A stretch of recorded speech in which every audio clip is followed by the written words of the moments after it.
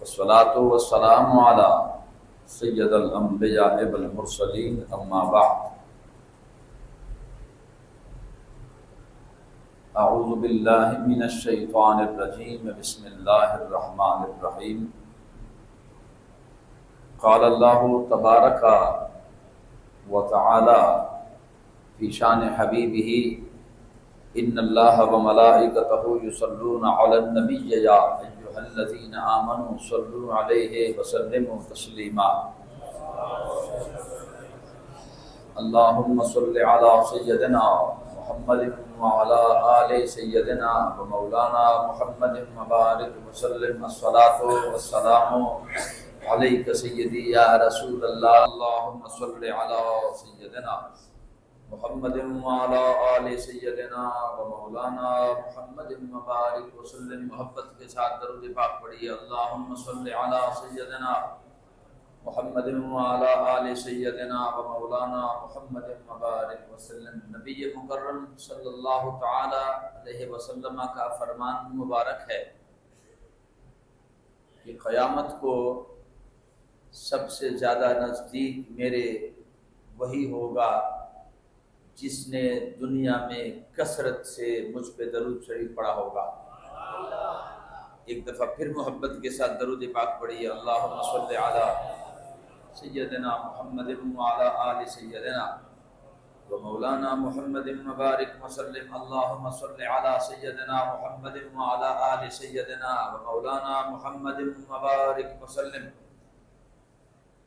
احباب ذی وقار، آج اس مختصر سے نشست میں جتنا وقت میرے پاس ہے، آج کی جو گفتگو ہے بڑے توجہ کے ساتھ اور دل جمی کے ساتھ دل و دماغ پر تھوڑا سا زور دے کے آج کی گفتگو کو آپ نے سماعت کرنا ہے۔ ویسے تو رسول اللہ کا ہر فرمان پلکوں پہ لگانے کے لیے ہوتا ہے، پلکیں جھکائی جائے اور اس پر عمل کیا جائے۔ رسول اللہ صلی اللہ تعالی علیہ وسلم کا ہر فرمان امت کے لیے مشعل راہ ہے، اور جس کسی نے دین کے جس حصے پہ عمل کیا اللہ کریم نے اس ادنا کو اعلیٰ بنا دیا۔ چھوٹا ہے تو اللہ نے بڑا بنا دیا اسے، بے عزت ہے تو خدا نے عزتوں کے تاج اس کے سر پہ رکھ دیے۔ دین پر عمل کرنے سے بندہ بڑا ہوتا ہے، دین پر عمل کرنے سے بندے کی عزتوں میں اضافہ ہوتا ہے۔ یہ ناک کے مسئلے ہم نے بنائے ہیں، بس یہ ناک کا مسئلہ ہے، اور یہ مجبوری ہے تو یہ پتر دی مجبوری ہے، تو یہ دی دی مجبوری ہے، یہ برادری کی مجبوری ہے، یہ قوم قبیلے کی مجبوری ہے۔ بابا یہ سب کچھ ادھر رہ جائے گا۔ اس دنیا کے نظام نے لپیٹنا ہے، اس دنیا کے نظام کو لپیٹنا ہے، یہ سب کچھ ختم ہو جائے گا، صرف رب کی ذات آخر پہ بچے گی، باقی سب کچھ ختم ہو جائے گا۔ قیامت کا انتظار ہے بھائی، جس کے جنازے کا اعلان ہو گیا، مر گیا، اس کا جنازہ ہو گیا، وہ اس کے لیے تو قیامت شروع ہو گیا ہے نا، وہ کس چیز کا انتظار کر رہا ہے؟ جناب حضرت سیدنا فاروق اعظم رضی اللہ تعالی عنہ نے ایک شخص کو تنخواہ پر رکھا تھا اور ان کو یہ کہا تھا کہ مجھے روز موت یاد کرانا ہے، اور ساتھ ساتھ میرے داڑھی کی طرف دیکھنا ہے، جس دن میرے بالوں میں کوئی سفید بال نظر آئے پھر مجھے بتا دیں۔ یہ موت کا پیغام ہے، سفید بال کا چہرے پہ آنا، بالوں، اس طرح شیخ سعدی فرماتے ہیں کہ میرے چہرے پہ کالے بال تھے۔ اپنے آپ سے مخاطب ہو کے شیخ سعدی فرماتا ہے، اپنے آپ کو کہتا ہے کہ تیرے چہرے پر کالے بال تو بدل گئے، کالے بال بدل گئے سفیدی میں، مگر تو نہیں بدلا۔ بچپنا تھا، بچپنا گزر گیا، جوان ہوا اور بڑھاپے میں قدم رکھا، ٹانگیں قبر میں ہے، مگر آج بھی 2 + 2 = 4 کی فکر میں ہر بندہ لگا ہوا ہے۔ نہ موت کی فکر ہے، نہ قبر کی فکر ہے، نہ آخرت کی فکر ہے، نہ اللہ کے حضور حاضری کی فکر ہے، نہ جلوت پاکیزہ، نہ خلوت پاکیزہ، نہ قول و فعل پاکیزہ، نہ زندگی پاکیزہ۔ زندگی کے ہر موڑ پر دبے ہیں، داغ ہے۔ ہماری زندگی کے کئی ورقے پلید ہو چکے ہیں، ہمارے ورقے گندے ہو چکے ہیں، اور ہماری زندگی کے کئی ایسے لمحے گزرے ہیں جو نہ قابل ذکر ہے اور نہ کسی کو بتانے جوگا ہے۔ میرے محترم، واپس پلٹیں، اپنے بھولے ہوئے سبق کو یاد کریں۔ وہ شیطان نے تو کہا تھا نا کہ مجھے زندگی چاہیے اور میں تیرے بندوں کو گمراہ کروں گا۔ جب زندگی مل گئی تو اللہ کریم نے فرمایا اب تو بے شک کر، مگر میں بھی چیلنج دیتا ہوں۔ شیطان نے رب کو چیلنج کیا، شیطنت نے رب کو چیلنج کیا کہ میں تیرے بندوں کو گمراہ کروں گا، مگر رب نے فرمایا ہاں تو گمراہ تو کرے گا، اس میں کوئی شک نہیں، مگر میں بھی تمہیں بتانا چاہتا ہوں، میں بھی زندگی کی آخری ہچکی تک اس کے لیے توبہ کا دروازہ بند نہیں کروں گا۔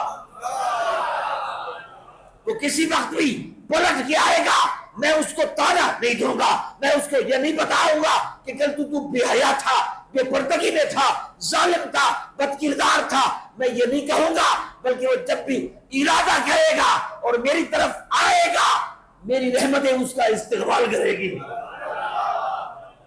اور میں اسے کہوں گا کہ تو خود بھولا ہوا تھا، تو خود مایوس ہو چکا تھا۔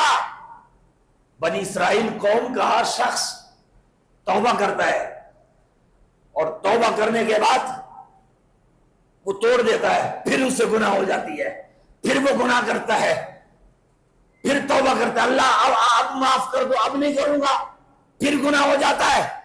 جب 70 مرتبہ توبہ توڑ بیٹھا، 70 مرتبہ وہ بندہ توبہ توڑ بیٹھا، اور وہ کہنے لگا اللہ اب مجھے شرم آتی ہے، دل میں خیال آتا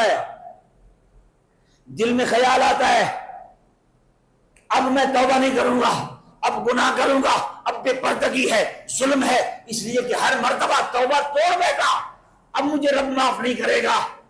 تو اللہ رب العالمین نے فرشتے کو بھیجا اور بھیس بدل کے فرمایا میں فرشتہ ہوں اللہ کی طرف تیرے پاس۔ اللہ کریم نے فرمایا کہ 70 مرتبہ توبہ تو نے توڑا، معاف ہم نے کیا، اب بھی تو محروم ہوا ہے، آج بھی رحمت کے دروازے کھلے ہیں۔ تو پلٹ کیا، تو سیدھا ہو جا، استقامت کی دعا کر، میں تمہیں ہمت بھی دوں گا، میں تمہیں حوصلہ بھی دوں گا، میں تمہیں استقامت بھی دوں گا، مگر تو ارادہ کر، میں تیری مدد کروں گا۔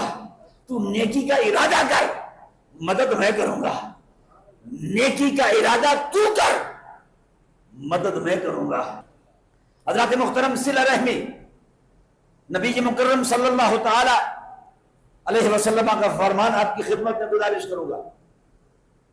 آج محافل کی کوئی کمی نہیں ہے، کوئی نور و بشر کے جھگڑے، شدت پسندیاں، سختیاں اور اس قسم کے کوئی معاملات کہ جس کا معاشرے میں کوئی ضرورت نہیں ہے۔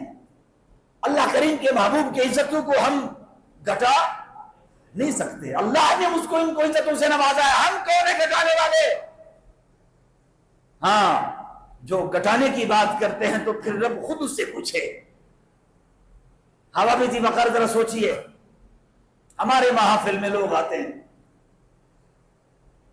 محسوس نہیں کرنا، میں اپنے آپ کو بھی کہہ رہا ہوں، میں بھی اس میں شامل ہوں، آپ بھی اس میں شامل ہیں، ہم سارے اس معاملات میں ہم سارے شامل ہیں۔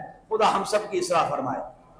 ہمارے معاشرے میں محافل میں لوگ آتے ہیں، بے نمازی آتے ہیں، بے نمازی ہمارے محافل میں آتے ہیں اور بے نمازی چلے جاتے ہیں، بے نمازی آتے ہیں، بے نمازی چلے جاتے ہیں، شرابی آتے ہیں، شرابی چلے جاتے ہیں، زانی آتے ہیں، زانی چلے جاتے ہیں، جھوٹ بولنے والے آتے ہیں، اسی طرح چلے جاتے ہیں، بدل نہیں کوئی نہیں رہا۔ اس کی وجوہات کیا ہے؟ میں اس کا نسخہ آپ کو بتانا چاہتا ہوں کہ اس کی وجوہات کیا ہے۔ کہ ہم محافل میں آتے ہیں، ہمارے پاس کوئی مشن نہیں ہوتا،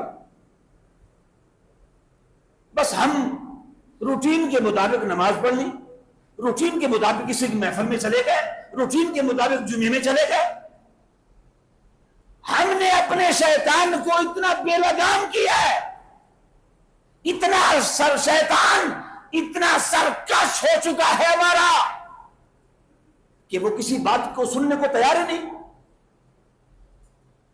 وہ ہمارا شیطان اتنا بے لگام ہے کہ وہ کسی کی بات کو سننا گوارا نہیں کرتا، اور اگر کوئی حق سچ میرے کان میں پڑے بھی کہتا ہے یہ ایویں کہہ رہا ہے، اس پر یقین نہیں ہے۔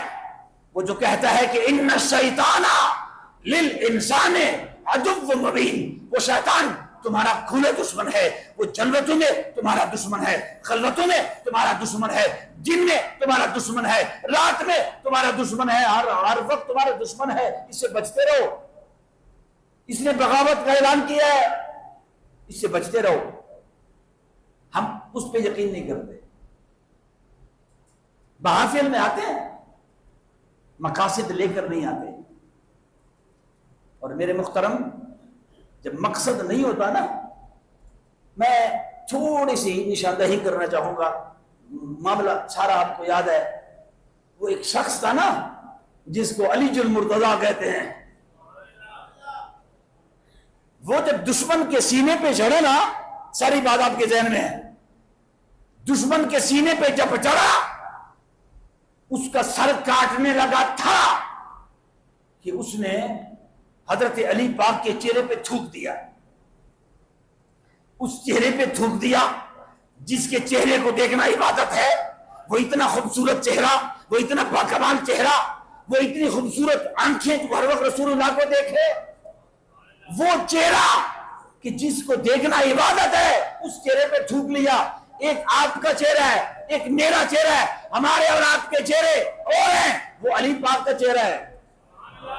اور پھر وہ تھوک، کافر کی تھوک، مسلمان کے تھوک میں تو خدا نے شفا رکھی ہے، جھوٹے نے بھی شفا رکھی ہے، مگر کافر کے تھوک میں تو مرض ہے۔ وہ کافر کا تھوک ہے، اور وہ تھوک چہرے پہ، جب چہرے پہ تھوک لیا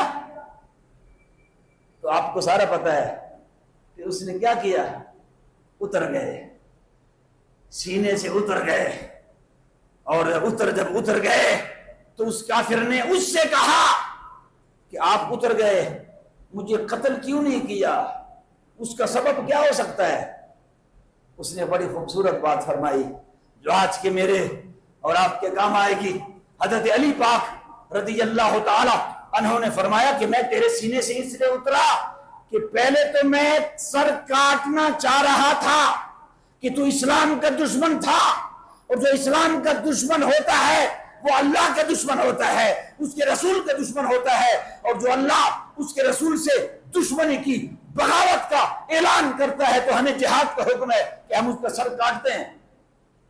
تو میں نے کافر سمجھ کے، خدا کا باغی سمجھ کے، تو نے خدا کی وحدت کو للکارا، رسول اللہ کی رسالت کو للکارا، تو میں تیرے سینے پہ چڑھا، میں نے تجھے مارنا چاہا، مگر اترا اس لیے کہ درمیان میں سوچ بدل گئی۔ پہلے مارنا چاہ رہا تھا رب کی رضا کے لیے، اور اب غصہ آیا، اس میں میری اپنی انا پرستی آئی، مجھے خود غصہ آیا، تو اپنے رضا کے لیے تو ہم نے کبھی کام ہی کوئی نہیں کیا، اپنے نفس کو خوش کرنے کے لیے تو ہم نے کبھی کوئی کام نہیں کیا۔ ہاں، ہم نے جب بھی کوئی کام کیا ہے اس کو راضی کرنے کے لیے کیا ہے۔ تو میں نے تجھے اس لیے کچھ نہیں کہا، تو اس نے کہا اچھا اگر تمہاری تربیت یہ ہے تو پھر مجھے مانا تو نہیں، مگر مجھے کلمے تو پڑھا لو۔ یہ کہنے کا مقصد یہ تھا کہ ہمارا مقصد جو ہے، مقصد اگر پاکیزہ ہو، مقصد ہونا چاہیے۔ آج مجھے بتائیں نا، ایسا کوئی بندہ ہے آپ کے ذہن میں جو کہے کہ میں اپنے بھائی سے اس لیے نہیں بولتا کہ وہ نماز نہیں پڑھتا؟ ہے ایسا کوئی بندہ کہ میں اپنے بھائی سے اس لیے نہیں بولتا کہ وہ زانی ہے، میں اپنے بھائی سے اس لیے قطع تعلق کر چکا ہوں کہ وہ شراب پیتا ہے۔ مگر جتنی بھی ہماری ناراضگیاں آج جس کے ساتھ ہے، اپنی انا کے لیے، اپنی انا کے لیے۔ فلانے کی شادی پر تو آیا، سگا بھائی سگے بھائی سے ناراض، سگی بہن سگے بھائی سے ناراض۔ بھائی کہتا ہے، کچھ پچھلے دنوں میں مجھے ایک بیٹی نے فون کیا اور اس نے کہا میرے بھائی مجھ سے اس وجہ سے ناراض ہے کہ تھوڑے سے اس تاخیر ہو گئی، اس نے کہا بیٹی کی دعا میرے اجازت کے بغیر کی کیوں ہے؟ اشارے پہ گاڑی تھوڑی لیٹ ہو گئی، آج بھائی مجھ سے کلام نہیں کرتا، سب کچھ اس کے مشورے سے کیا، مگر دعا کے وقت میں وہ لیٹ آیا، سینکڑوں بندے انتظار میں تھے، تو میں نے کہا دعا کرو۔ وہ اس وجہ سے، یعنی انا پرستی، فلاں کو اگر تو نے بلایا مجھ سے گیا، فلاں کو اگر، یہ سب انا پرستی، اس میں رب کی رضا شامل نہیں ہے۔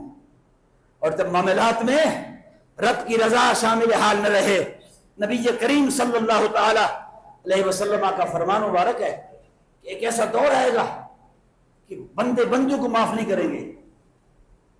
ایک ایسا دور میرے امت پہ آئے گا کہ زیادتیاں کریں گے مخلوق کے ساتھ۔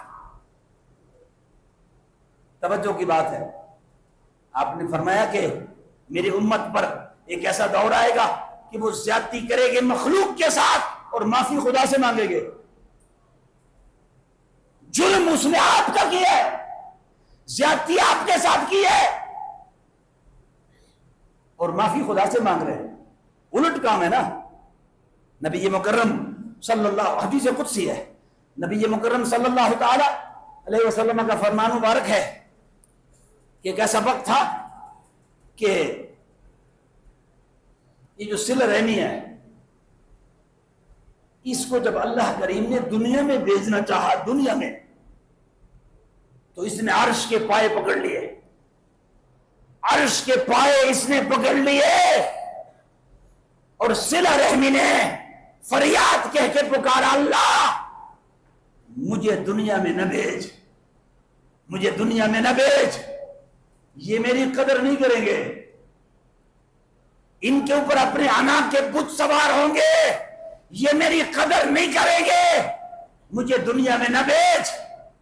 یہ اسی طرح اپنے انا کی بات کریں گے اور زندگی گزارتے وقت نہ تیرا خوف سامنے رکھیں گے، نہ تیری رضا سامنے رکھیں گے، اور میری قدر نہیں کریں گے۔ تو اللہ کریم نے فرمایا کہ تو فکر نہ کر، جا دنیا میں اعلان کر کے سنا کہ جو تیری قدر کرے گا، صلہ رحمی کرے گا، رب بھی اس کی قدر کرے گا۔ میری طرف سے بھی اعلان سنا دو کہ جو تیری قدر کرے گا، صلہ رحمی کریں گے۔ اے صلہ رحمی، جس نے تیری قدر کی گویا اس نے رب کی قدر کی۔ اور ساتھ یہ بھی ان کو سنا دو کہ جس نے تیری قدر نہیں کی، اس نے رب کی قدر نہیں کی، اس نے رب کی قدر نہیں کی۔ میرے محترم، یہ انا پرستی اور یہ ہمارے جو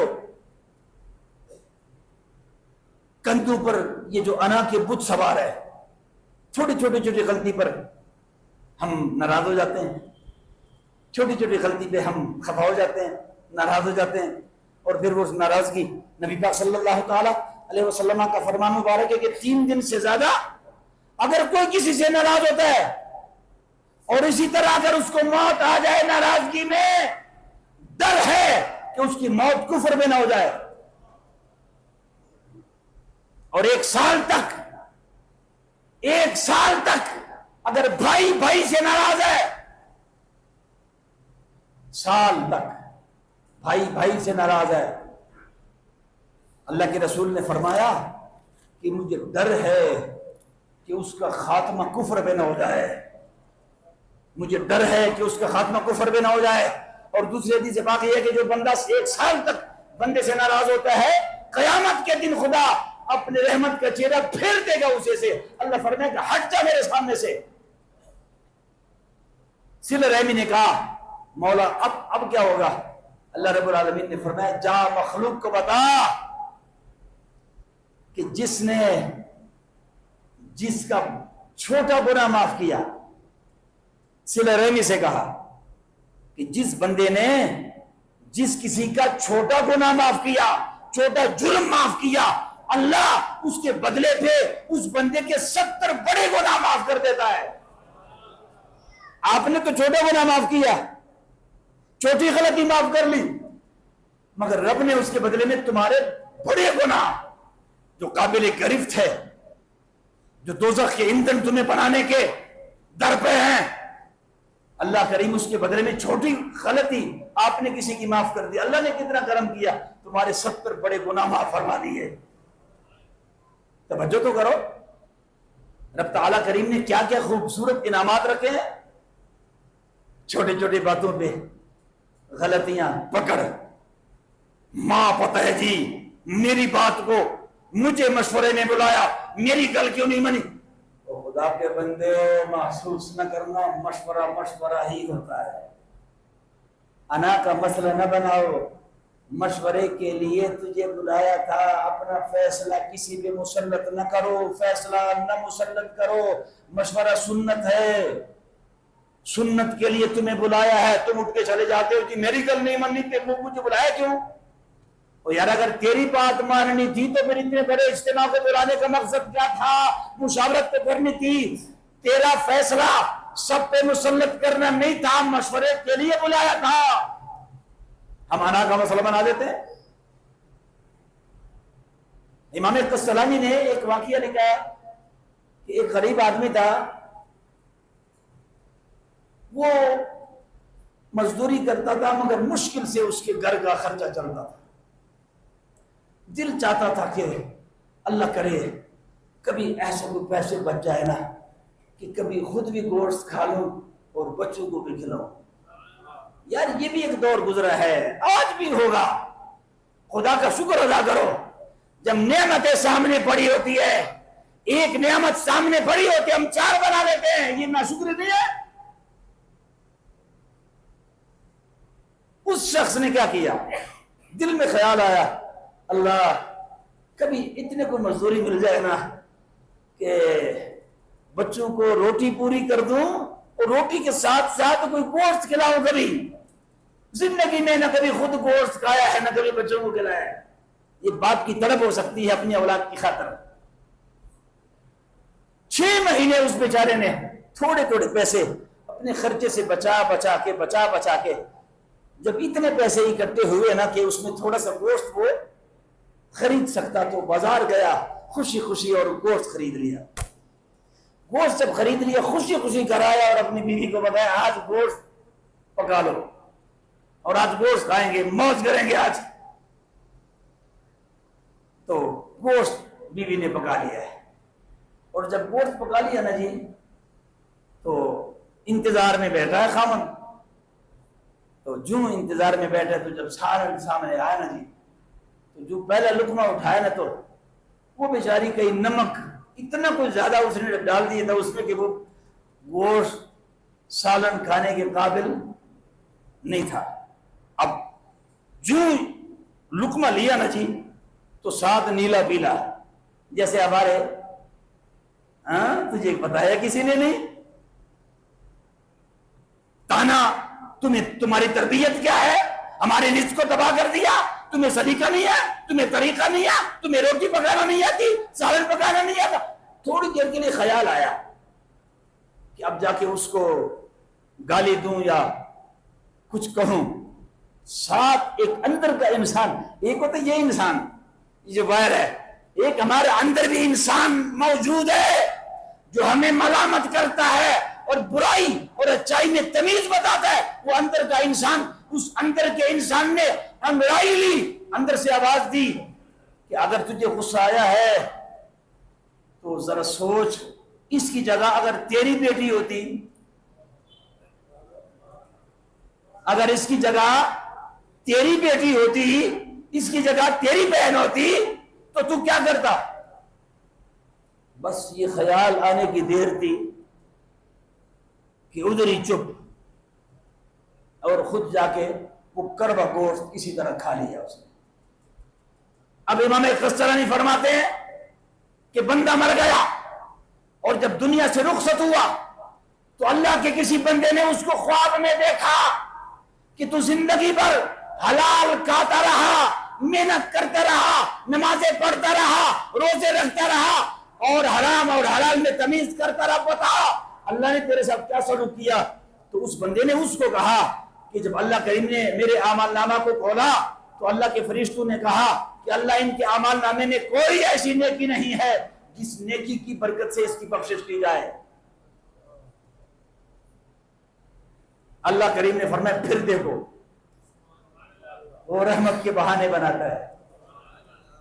اس بندے نے کہا کہ اللہ نے فرشتوں کو بتایا پھر دیکھو، فرشتوں نے پھر دیکھا، اس نے کہا اللہ کوئی ایسی نیکی نہیں ہے جس کی وجہ سے اس کی بخشش کی جائے۔ اللہ نے فرمایا پھر دیکھو۔ تیسری مرتبہ جب فرشتوں نے دیکھا تو اس فرشتے نے اللہ کے حضور عرض کیا اللہ ایک نیکی ہے ایسی کہ فقط تیری بندی سمجھ کے اپنے انا کا بت توڑ کے ایک مرتبہ بیوی کے ساتھ یہ سلوک کیا تھا اس نے، اور پھر کیا کیا تھا کہ اس نے اپنی بیوی کو معاف کر دیا تھا۔ اللہ کریم کی رحمت کو جوش آیا، فرمایا ہم اس سے زیادہ بخشش دینے والے ہیں۔ جا تو نے بیوی کو معاف کر دیا، آج ہم نے تجھے معاف کر دیا ہے۔ تو یہ وہ چیزیں ہیں جس پہ ذرا غور کر لے۔ نبی مکرم صلی اللہ تعالی علیہ وسلم کی خدمت میں ایک بوڑھی عورت آئی، اور جب بوڑھی عورت آئی اس نے کھیر پکایا لا، کھیر۔ نبی پاک صلی اللہ تعالی علیہ وسلم جب بھی کھانا کھاتے جو بھی کوئی چیز لے کر آتا سب کو کھلاتے، مگر اس دن عجیب کام ہے کہ سارا کھیر رسول اللہ نے خود کھا لیا۔ وہ بوڑھی عورت جب چلی گئی تو ایک صحابی رسول نے عرض کیا حضور ہمیں نہیں کھلایا آج۔ فرمایا اس بوڑھی کو جانے دو پھر بتاؤں گا، اس بوڑھی کو جانے دو پھر بتاؤں گا۔ جب بوڑھی چلی گئی تو رسول کریم صلی اللہ تعالی علیہ وسلم نے فرمایا کہ یہ جو بوڑھی عورت آئی نا، یہ جو میں نے سارا کھیر کھایا دراصل میں میٹھے کی جگہ نمک ڈال دیا تھا، میٹھے کی جگہ نمک ڈال دیا تھا، اور میں اگر بتاتا اس میں تو نمک ہے اور تمہیں دیتا تو تم میں سے کوئی نہ کوئی کہہ دیتا کہ یہ تو نمک ہے، تو اس کا دل ٹوٹ جاتا۔ اس ایک بوڑھی کے دل کو توڑنے سے بچانے کی خاطر ہم نے سارا کھیر وہ نمکین خود کھایا ہے۔ تو یہ دین ہے، یہ اسلام ہے۔ اللہ رب العالمین ہم سب کو دین مبین کے ہر پہلو پہ عمل کی توفیق عطا فرمائے۔